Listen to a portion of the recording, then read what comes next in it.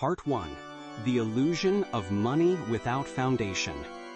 In our modern society, there is a pervasive and seductive lie that whispers a tempting promise that making money fast will solve all of life's problems. It is the dream propagated by instant gratification culture, online gurus, and get-rich-quick schemes. This illusion suggests that a sudden windfall, a high-paying job, or a successful venture will magically eradicate worries, bring happiness, and establish lasting security. However, this could not be further from the truth. The reality, as illuminated by biblical wisdom, is that money does not change who you are. It merely magnifies what is already present.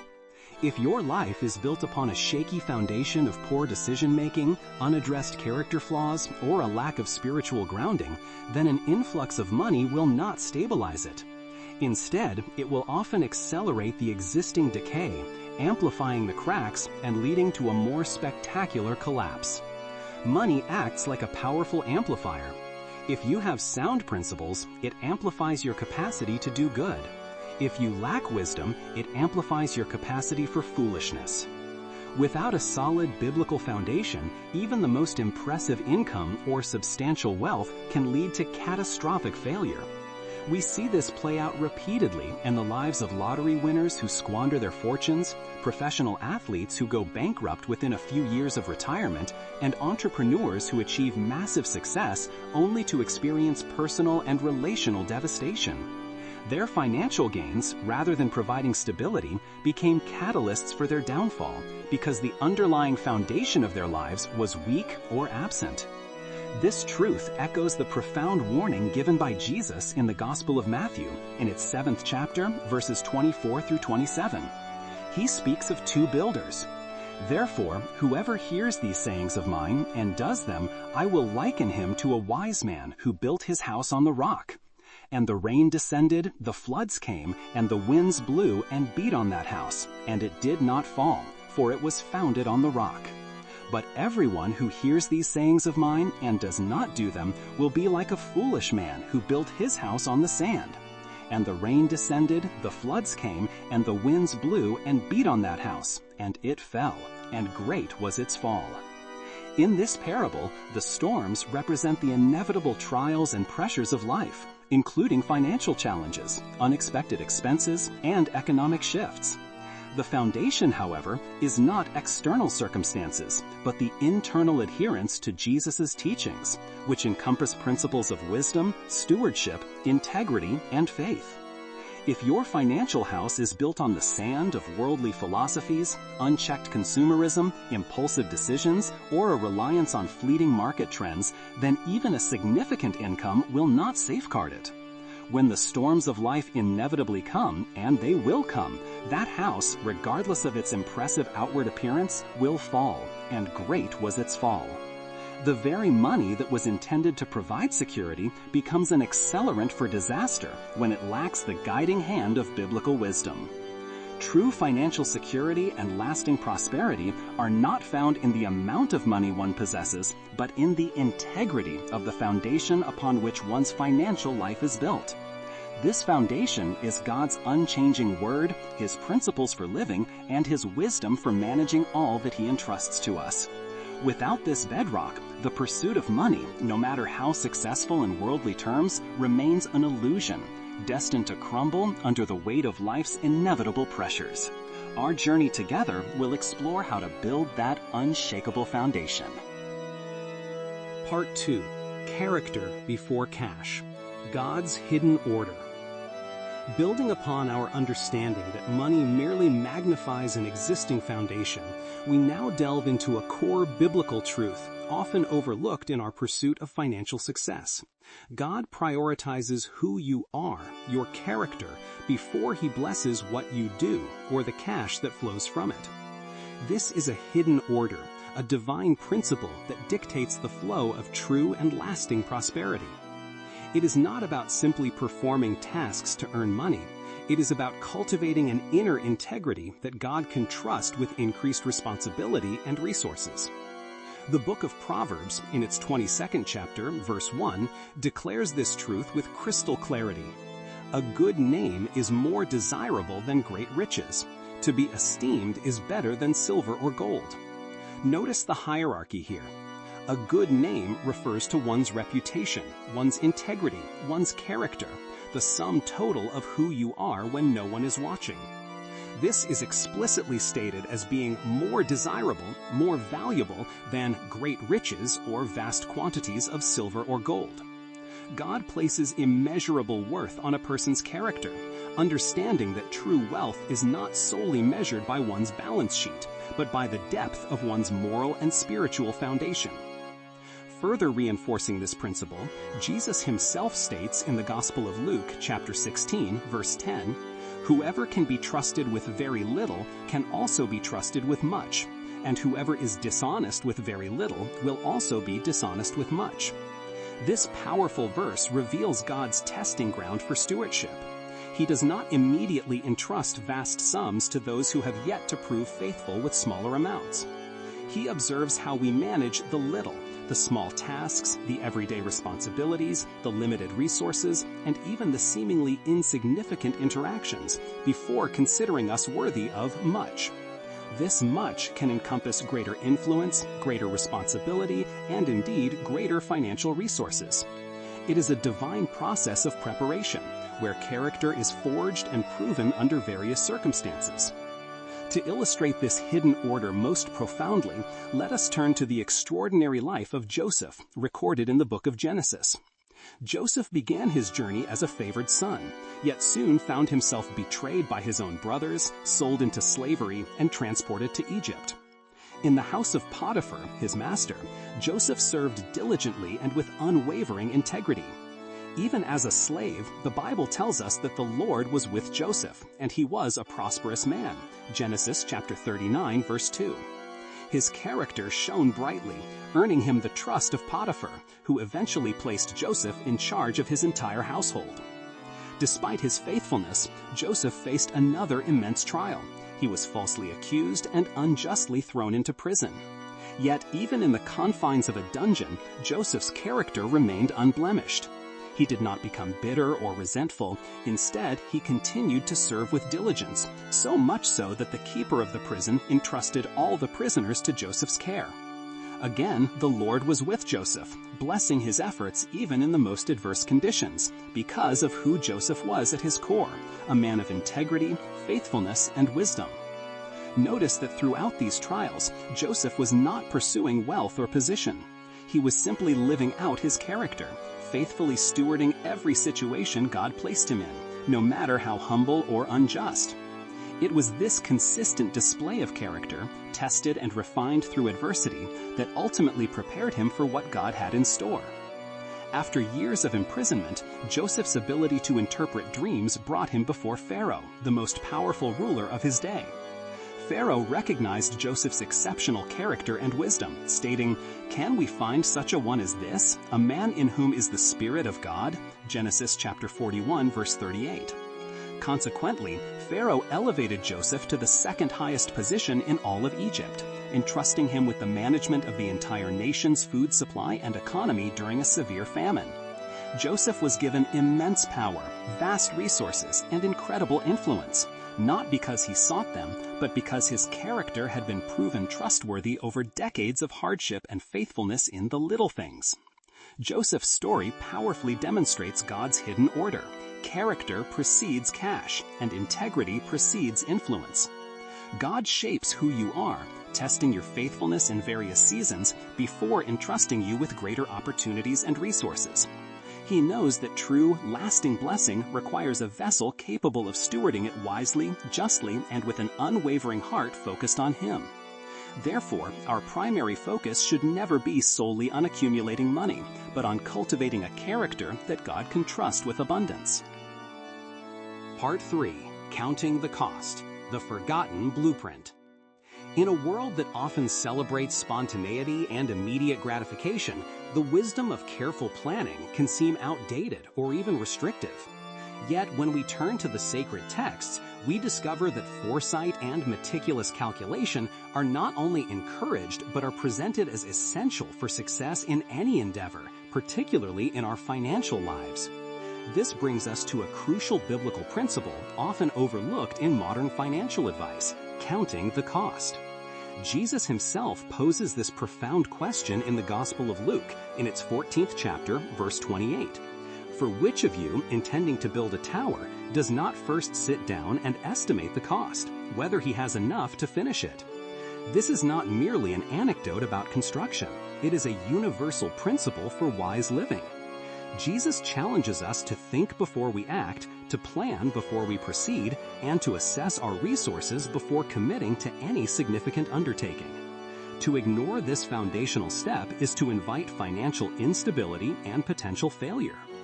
In the context of our personal finances, counting the cost translates directly into biblical budgeting and meticulous financial planning.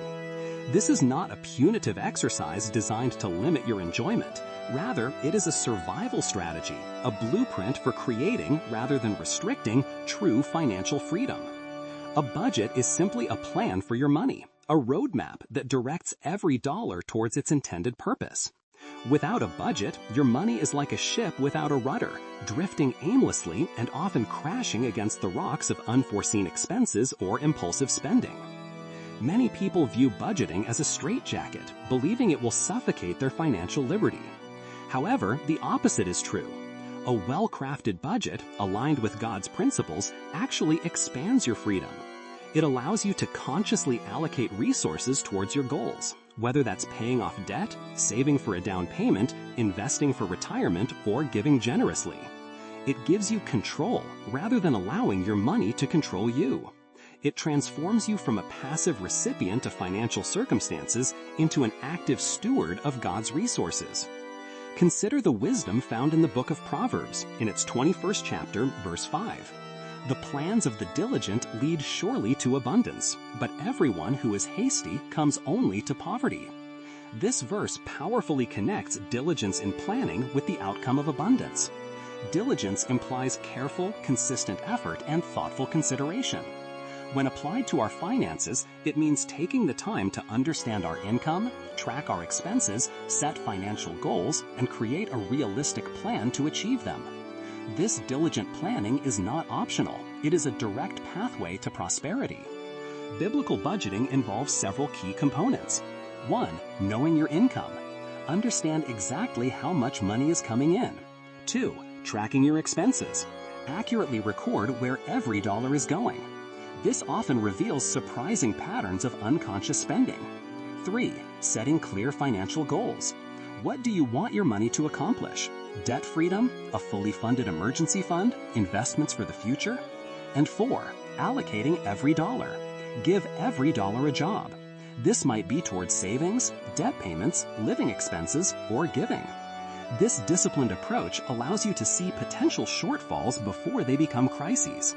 It empowers you to make proactive adjustments, cutting unnecessary expenses in one area to fund a priority in another. It prevents the insidious creeping of debt and allows you to build a buffer against unexpected challenges. Furthermore, budgeting helps us align our spending with our values and God's priorities. When we consciously decide where our money goes, we can ensure that our financial choices reflect our faith, prioritizing giving, stewarding resources wisely, and avoiding the allure of consumerism. Counting the cost, therefore, is not a burden. It is a divine invitation to live with intentionality, wisdom, and foresight. It is God's forgotten blueprint for financial survival and thriving, enabling us to build our financial house not on the shifting sands of impulse, but on the solid rock of careful planning and diligent stewardship. By embracing biblical budgeting, we step into a greater measure of freedom, peace, and the ability to fulfill God's purposes with the resources He has entrusted to us. 4-part, Debt, the silent master behind modern slavery.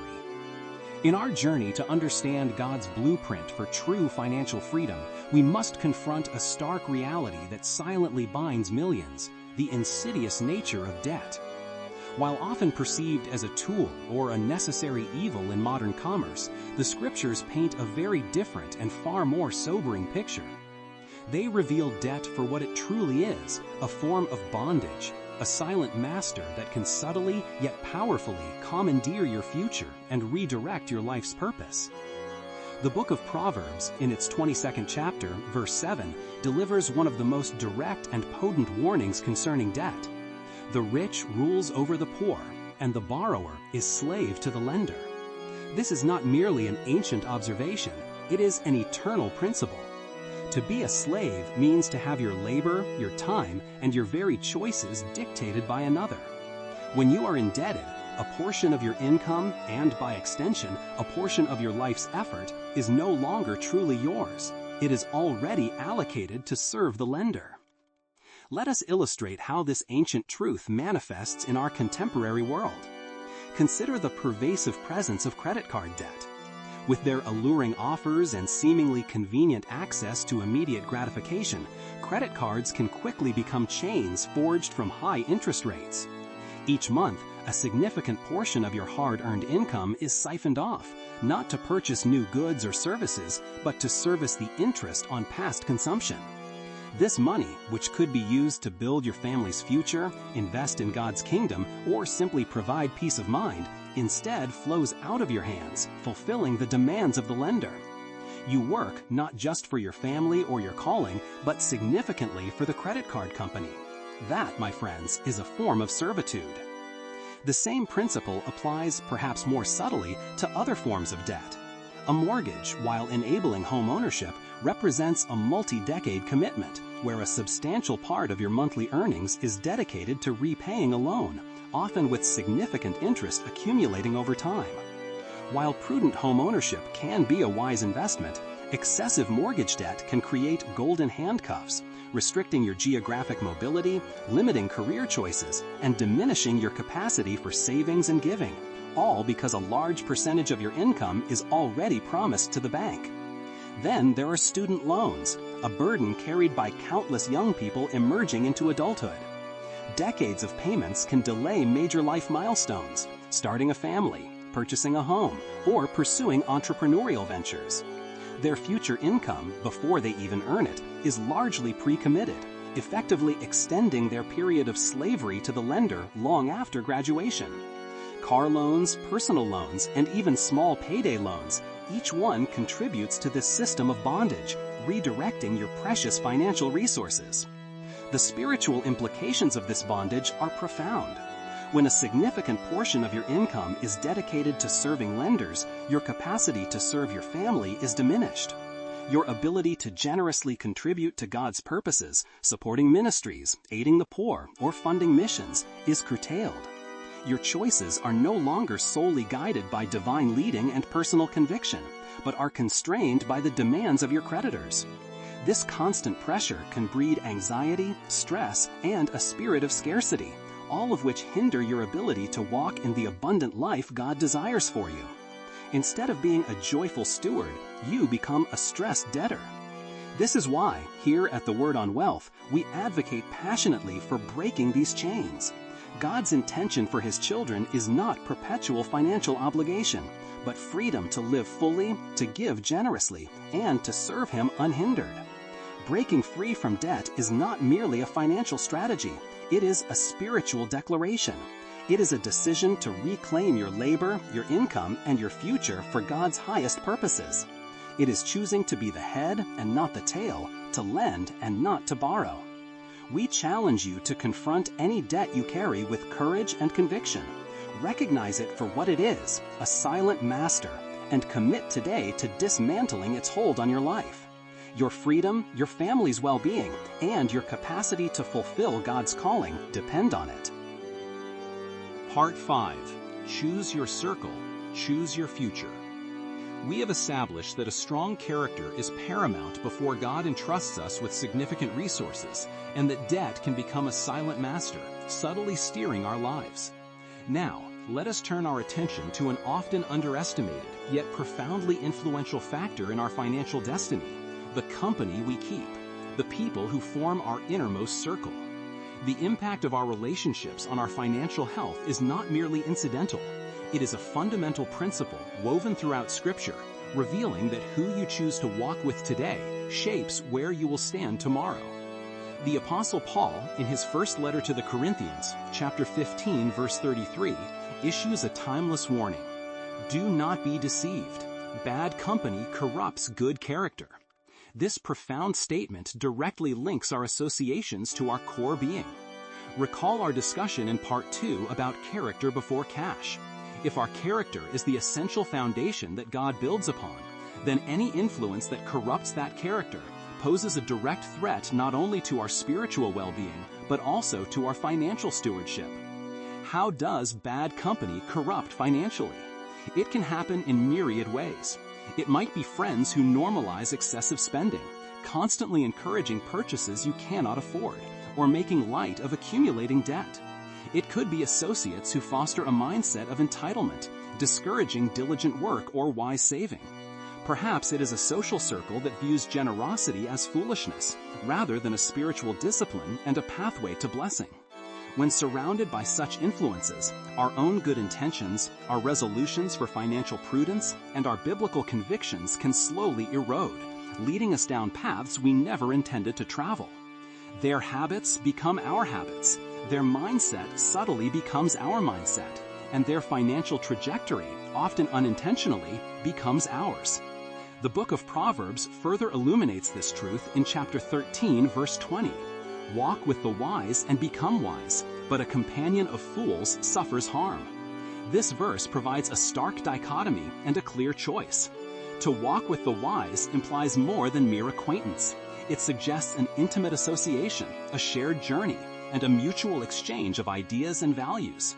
When we actively seek out and cultivate relationships with those who embody wisdom, spiritual, financial, and relational, we invariably absorb their knowledge, their discernment, and their prudent habits.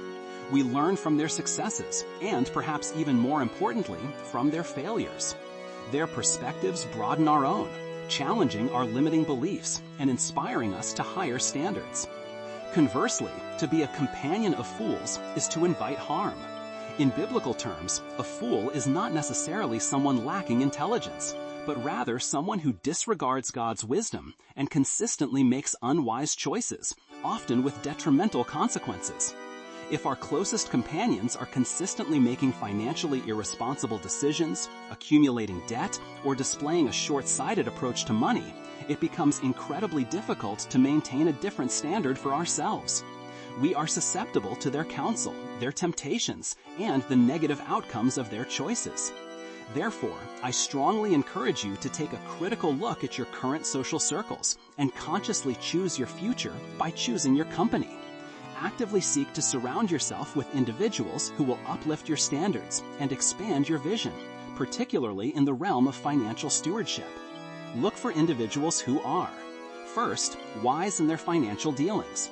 These are people who demonstrate prudence, live within their means, save diligently, and invest intelligently. They are not necessarily the wealthiest, but they are the most responsible.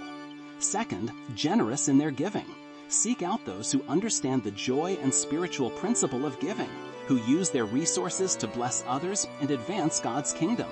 Their example will inspire you to break free from a scarcity mindset and embrace the abundance of God's provision. And third, debt-free, or on a clear path to debt freedom. These individuals have wrestled with financial challenges and emerged victorious. They can offer practical advice, empathetic encouragement, and living proof that freedom is attainable. They embody the very financial liberty we are discussing. These relationships are not just about networking. They are about mentorship, accountability, and mutual encouragement. They will provide a positive environment where good habits are celebrated, where sound advice is readily available, and where your vision for living a life of financial freedom, purpose, and profound generosity can flourish. By intentionally cultivating such a circle, you are making a powerful investment in your own character, your financial future, and your capacity to honor God with all He has entrusted to you. Remember, the journey to financial freedom is rarely walked alone. Choose your companions wisely, and in doing so, you will choose a future of greater wisdom, greater freedom, and greater impact for the kingdom. Part 6. The Power of Saving and Planting Seeds. Having explored the critical importance of character, the dangers of debt, and the influence of our relationships, we now arrive at an essential, proactive principle for building true wealth: the power of saving and planting seeds. In a world that often encourages immediate consumption, biblical wisdom calls us to a different path, one of foresight, patience, and diligent preparation. Saving is not merely a financial strategy, it is a profound spiritual discipline, akin to planting seeds for a future harvest. The book of Proverbs, in its 21st chapter, verse 20, states this principle clearly. Precious treasure and oil are in a wise man's dwelling, but a foolish man devours them. This verse paints a vivid contrast between the wise and the foolish. The wise person conserves resources, accumulates precious treasure and oil, symbols of wealth and provision, within their dwelling. They save, they prepare, they store up for future needs and opportunities. The foolish person, by contrast, devours them, consuming everything immediately, leaving nothing for tomorrow, and therefore inevitably facing scarcity when needs arise. Saving in this context is the act of accumulating the precious treasure and oil of today, planting it for the needs and opportunities of tomorrow. This concept extends naturally into what we might call biblical investing. Investing, at its core, is the act of purposefully planting financial seeds with the expectation of a future return. It is entrusting your resources to a fertile ground, allowing them to grow over time. The Apostle Paul beautifully articulates the universal principle of sowing and reaping in his letter to the Galatians in chapter 6, verse 7.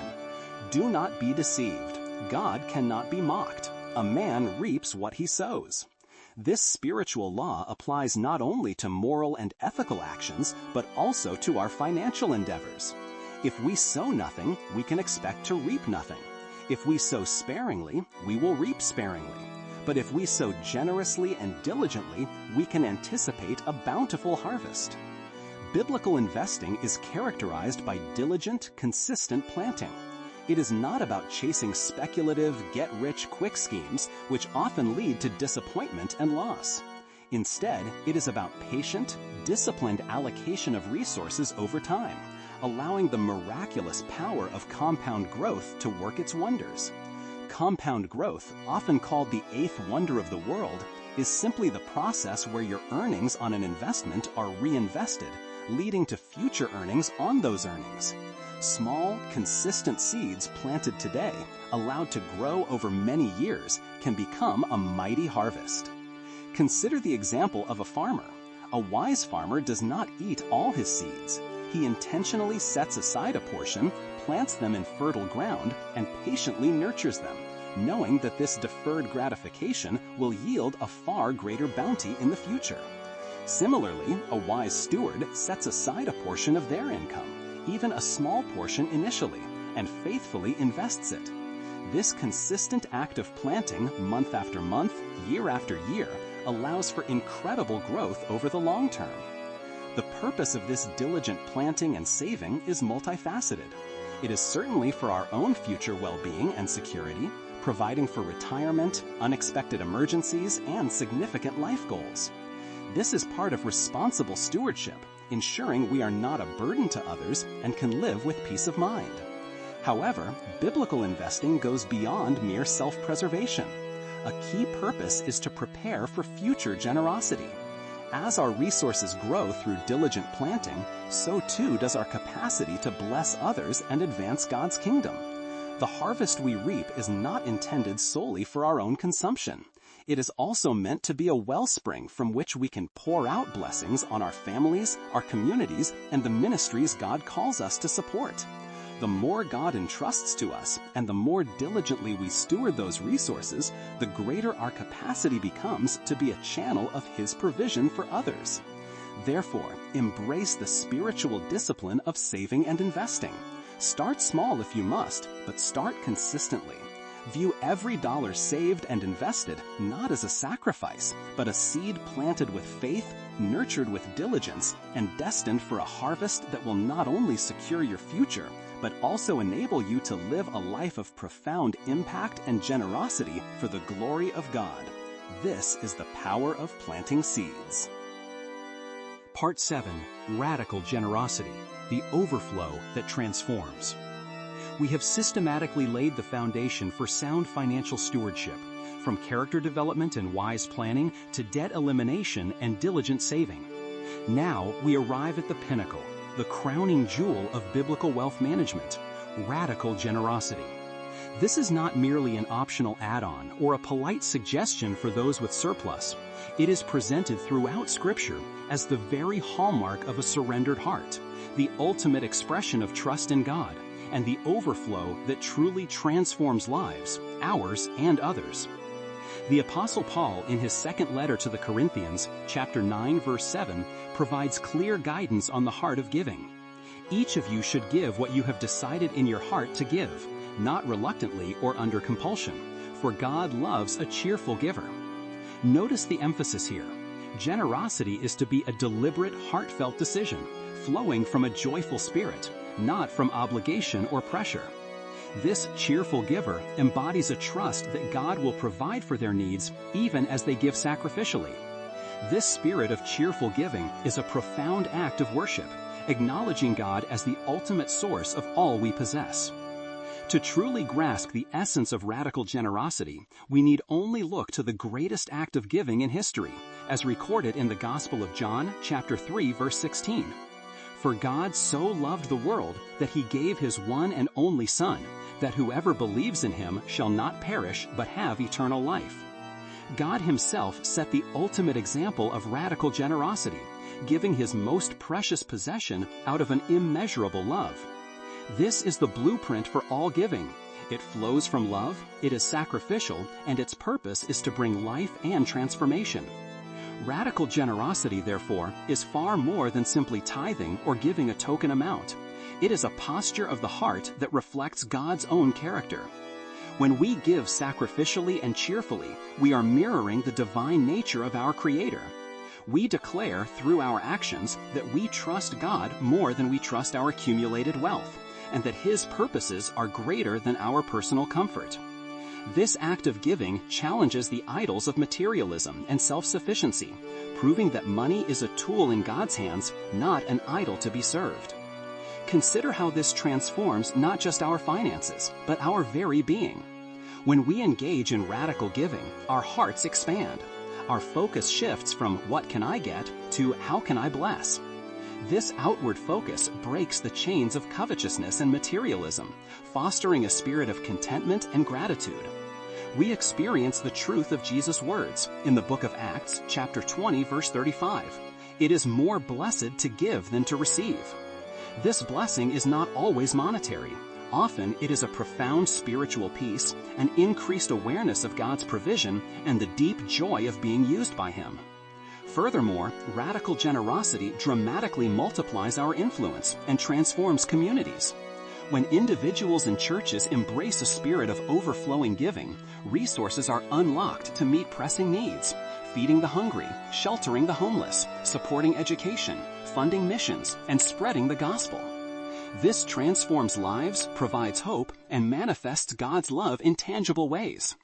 Your generous contribution, combined with that of others, creates a ripple effect, addressing systemic issues and demonstrating the power of faith in action.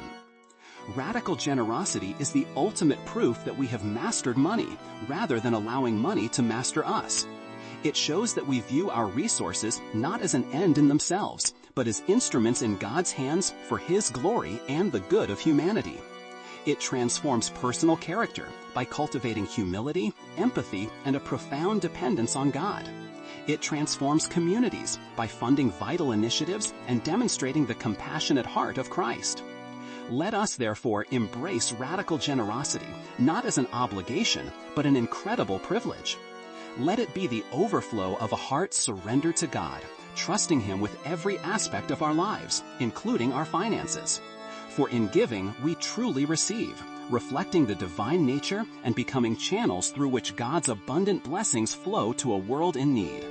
This is the transformative power of radical generosity. Part 8. The Full Blueprint, Applying God's Wisdom for Unshakable Wealth. Throughout this series, we have embarked on a profound exploration, delving into the timeless wisdom of Scripture concerning wealth and stewardship. we have moved beyond superficial financial tips to uncover God's deep, holistic blueprint for not just acquiring money, but for building unshakable wealth, a form of prosperity that transcends mere monetary value and includes spiritual richness, relational abundance, and a profound sense of purpose. Now let us synthesize all these principles, seeing them not as isolated concepts, but as an integrated divine strategy designed to equip us for enduring success and impact. This full blueprint begins with character before cash. We learned that God prioritizes who we are over what we possess. Cultivating virtues like integrity, diligence, and faithfulness is the foundational step, for these are the bedrock upon which true and lasting wealth is built. Without a strong character, any financial gain is inherently fragile and susceptible to corruption. From character, we moved to counting the cost, embracing biblical budgeting and meticulous financial planning.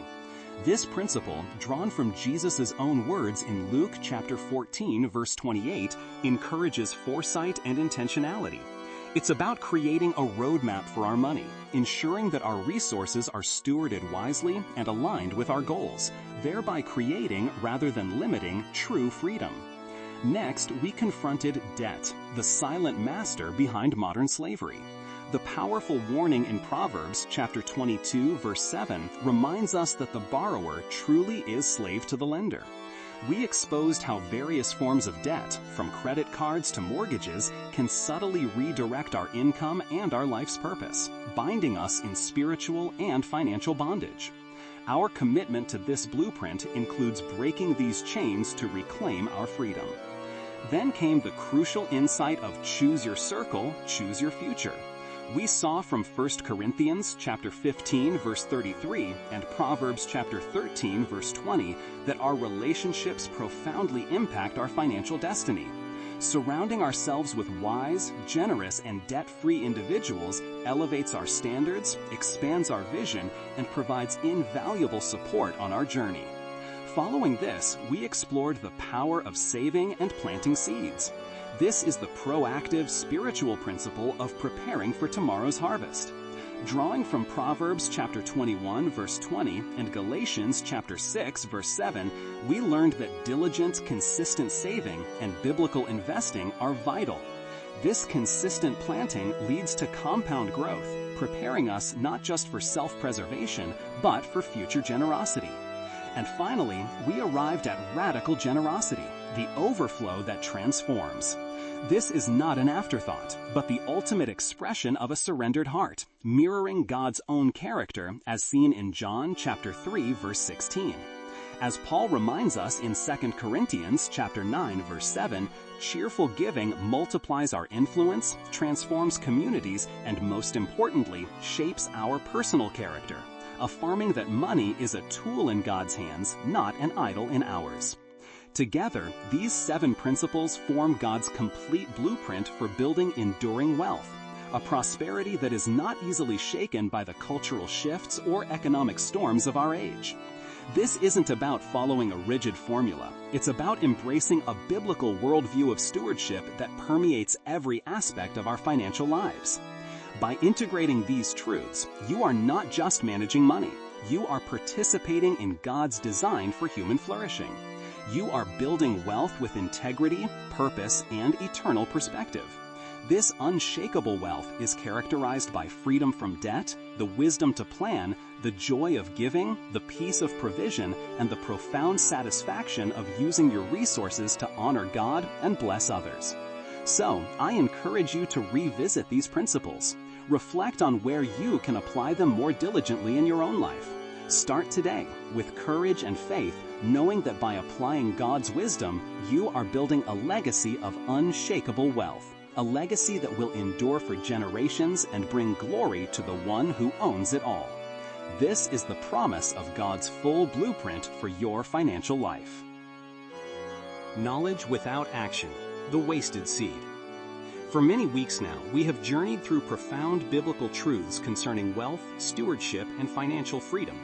We have uncovered God's comprehensive blueprint, delving into character, planning, debt, relationships, saving, investing, and the transformative power of generosity.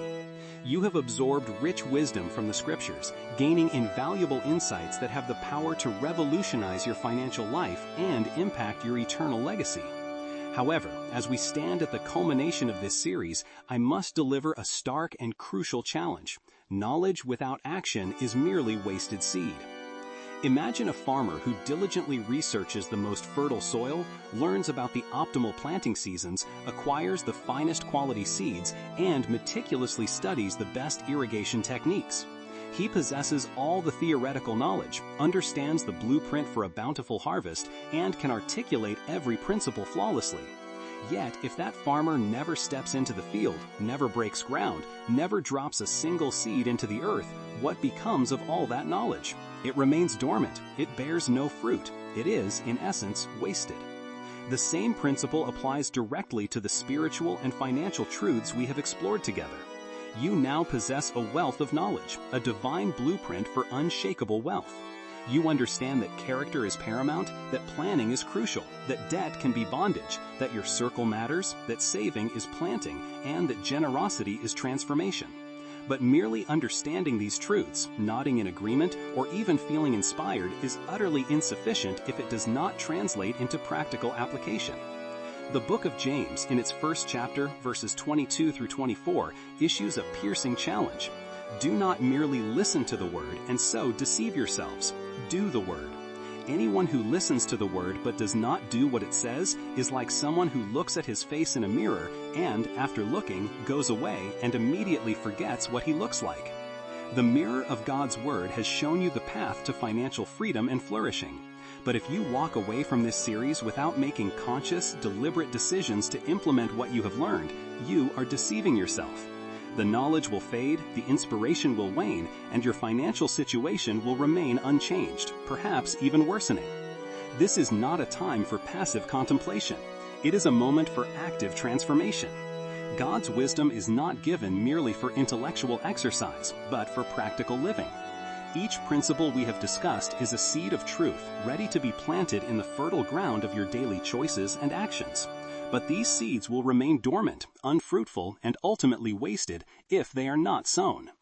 I challenge each one of you today to move beyond mere information to active implementation. This means, if you recognized a need for stronger character, make a commitment to daily prayer and spiritual disciplines that will cultivate integrity and diligence. If you saw the value in planning, schedule time this week to create a budget or review your financial goals. If you are burdened by debt, make a concrete plan, even a small step, to begin breaking those chains. If your social circle is hindering your progress, make intentional choices to seek out wise and uplifting companions. If you haven't been consistently saving or investing, start today, even with a small amount, to plant those seeds for your future. And if generosity has been an afterthought, commit to making it a cheerful, consistent priority in your life. Do not let this rich seed of knowledge be wasted. The power to transform your financial destiny, to build unshakable wealth, and to live a life of profound generosity and purpose is not found in what you know, but in what you do with what you know. Take that first step. Make that conscious decision. Begin today to implement God's financial principles and watch as your life, your legacy, and your impact for the kingdom are transformed. The time for action is now. Before cash, follow Jesus, your path to freedom and legacy. We have journeyed together through God's blueprint for financial stewardship, moving from foundational character to strategic planning, from escaping debt to embracing generosity. We have seen how each principle interlocks, creating a robust framework for managing the resources God entrusts to us. But as we conclude this profound exploration, I want to leave you with the ultimate truth, the overarching principle that governs all others, and the declaration that can transform your entire life. Before cash, follow Jesus.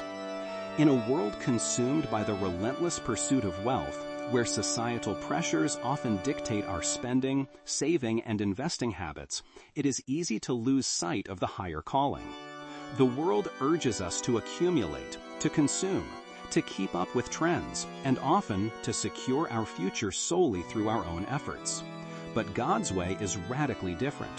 His way calls us to surrender, to trust, and to prioritize His kingdom above all else. This surrender is not a deprivation. It is the true path to freedom. To declare, "Before cash, I follow Jesus," is to make a profound statement of faith and obedience that reorders your financial universe. It means that when faced with a financial decision, your first question is not, "What will make me rich?" or "What is popular?" but rather, "What does Jesus want me to do?" It means placing His wisdom, His commands, and His character above every monetary consideration.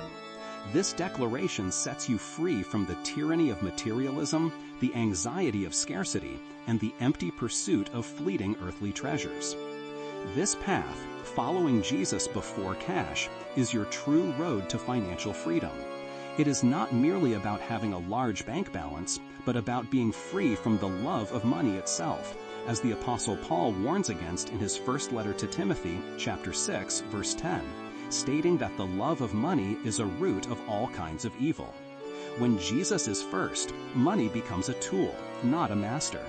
You are free from debt's bondage because you choose prudence over instant gratification.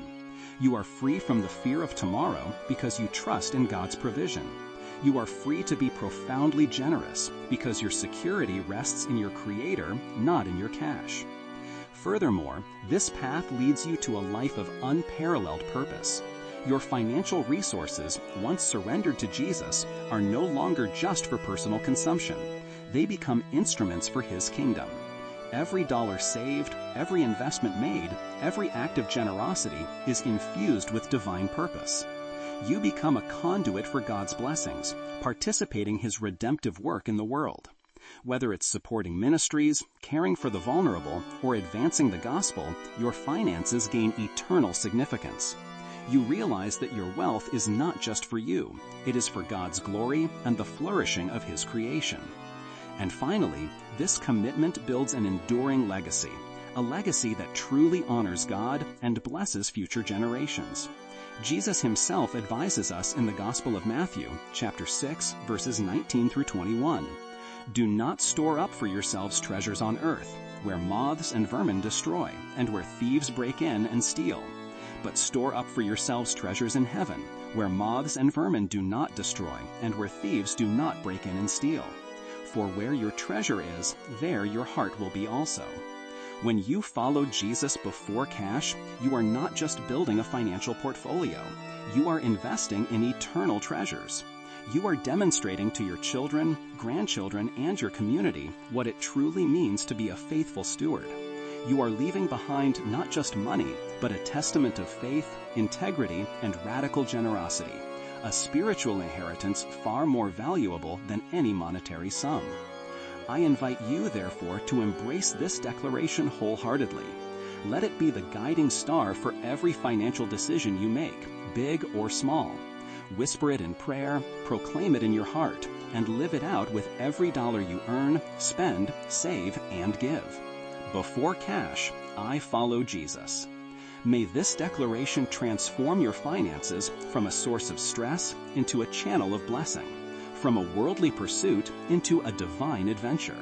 May it lead you to profound financial freedom, a life brimming with purpose, and an eternal legacy that brings glory to our Heavenly Father. Trust Him with all that you have, for He is faithful and He will guide you every step of the way.